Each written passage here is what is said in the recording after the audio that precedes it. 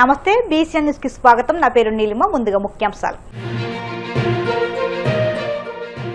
తలసేమియాపై అవగాహన కోసం హైదరాబాద్ లో భారీ రన్. జెండా ఊపి కార్యక్రమాన్ని ప్రారంభించిన NTR Trust managing trustee Nara Bhuvaneshwari. Palakollu మండలంలో 8,25 లక్షలతో చేపడుతున్న పలు అభివృద్ధి పనులకు శంకుస్థాపన చేసిన మంత్రి నిమ్మల. అభివృద్ధి సంక్షేమే ప్రభుత్వ ధ్యేయమని స్పష్టీకరణ. రాష్ట్రంలో భూగర్భ జలాలు అడుగంటి ఉద్యాన పంటలు ఎండిపోతున్నా కూటమి ప్రభుత్వం పట్టించుకోవడం లేదు. వైసీపీ నేత అనంత వెంకటరామిరెడ్డి ఆవేదన.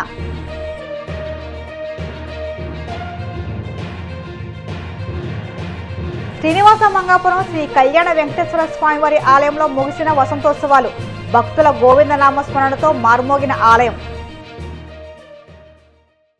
తలసేమియా వ్యాధిపై ప్రజల్లో అవగాహన కల్పించేందుకు ఆదివారం హైదరాబాద్ లో ఎన్టీఆర్ మెమోరియల్ ట్రస్ట్ భారీ కార్యక్రమానికి శ్రీకారం చుట్టింది. నగరంలోని నెక్లెస్ రోడ్డులో తలసేమియా రన్ను ఘనంగా నిర్వహించింది.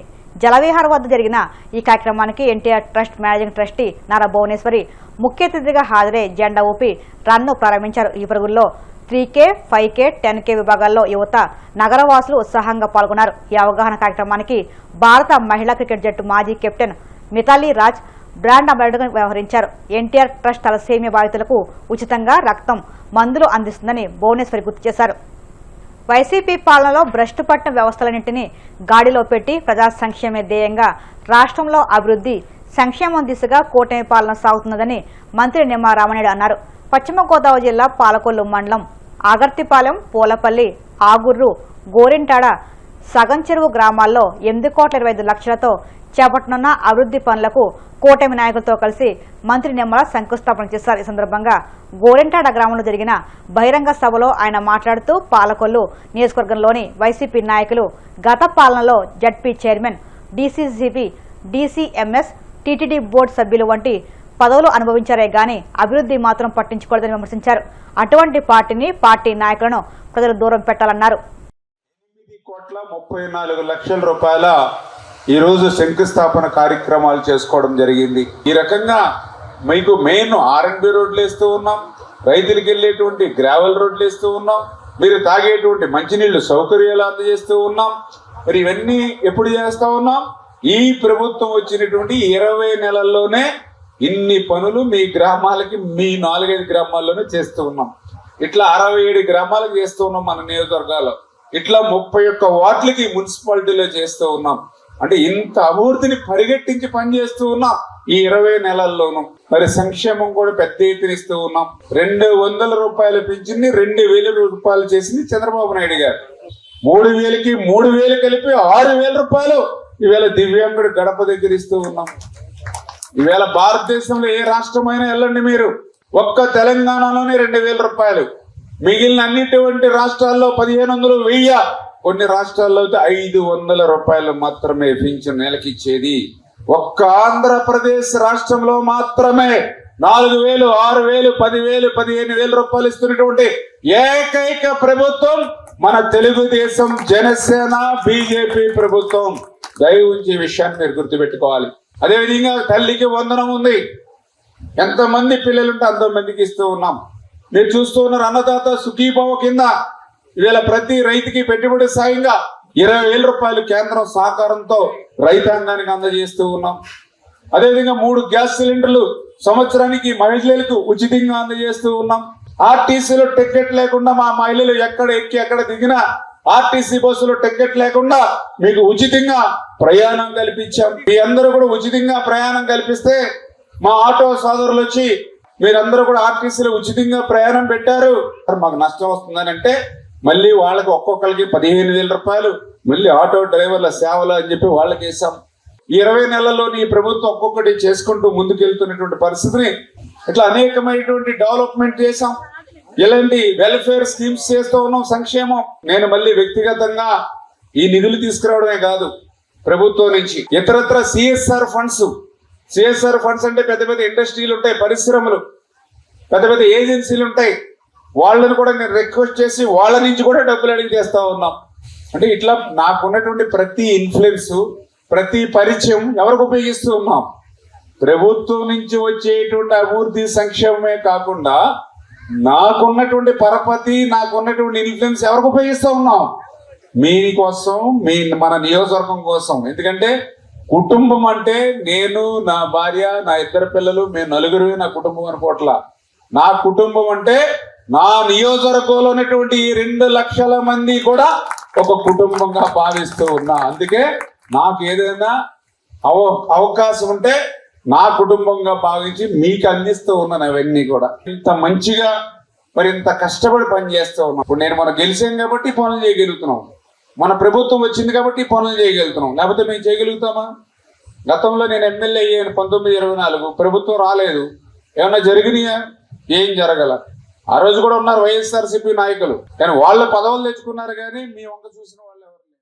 రాష్ట్రంలో రైతుల దుస్థితిపై వైసీపీ అనంతపురం జిల్లా అధ్యక్షుడు అనంత వెంకటరామరెడ్డి ఆవేదన వ్యక్తం చేశారు. భూగర్భ జలాలు అడుగంటి ఉద్యాన పంటలు ఎండిపోతున్నా కూటమి ప్రభుత్వం పట్టించుకోవడం లేదని విమర్శించారు. గిట్టుబాటు ధరలు కల్పించడంలో ప్రభుత్వం విఫలమైందని మండిపడ్డారు. రైతులను దారులు దోపిడీ చేస్తున్న ప్రభుత్వం ఎందుకు కఠిన చర్యలు తీసుకోవడం లేదని, వినియోగదారులు మాత్రం అధిక ధరలకు ఫ్రూట్స్, వెజిటేబుల్స్ కొనుగోలు చేయాల్సిన దుస్థితి ఏర్పడిందని ధ్వజమెత్తారు.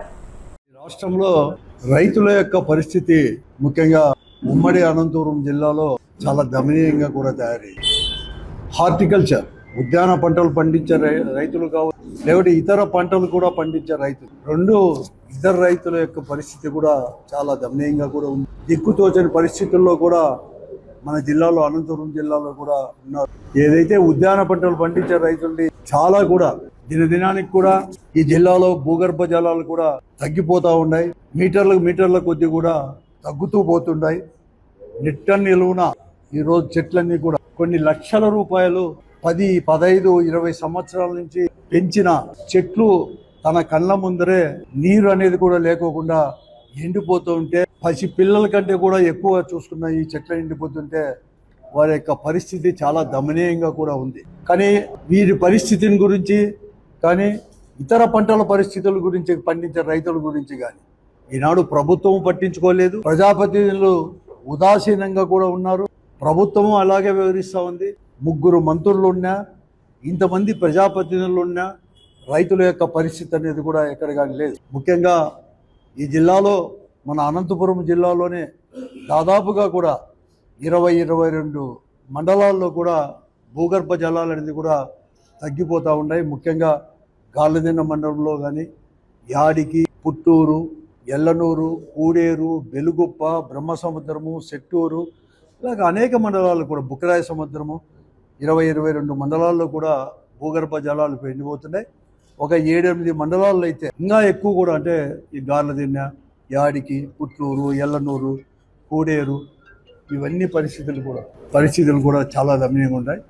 ఎవరు కానీ ఏ ప్రజాప్రతినిధి కూడా కనీసం వారి గురించి కానీ, లేకుంటే ఆ గ్రామాలలో పోయి పరిస్థితి కూడా కనీసం చేసి ప్రభుత్వం దృష్టికి తీసుకొని పోయి ఏదో రకంగా రక్షక తడులు కావచ్చు, లేకుంటే ట్రాక్టర్ల ద్వారా కూడా ఏమన్నా కూడా నీరు అనేది కూడా తోడి గతంలో ప్రభుత్వాలు చేసినాయి.